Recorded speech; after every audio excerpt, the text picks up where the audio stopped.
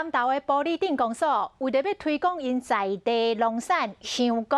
特别来举办着白粽的比赛，嘛就这个机会教大家安怎用香菇来做料理。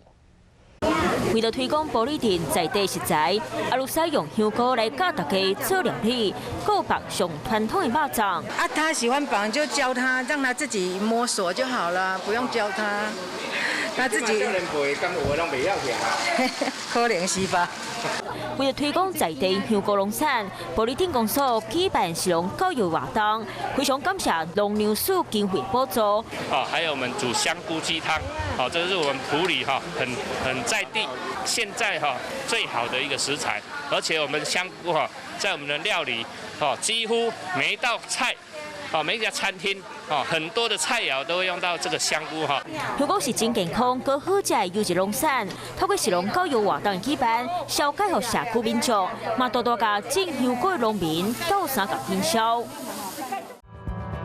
想要获取更多新闻资讯，想要看到主播最新的动态，赶快订阅华视 YouTube 频道。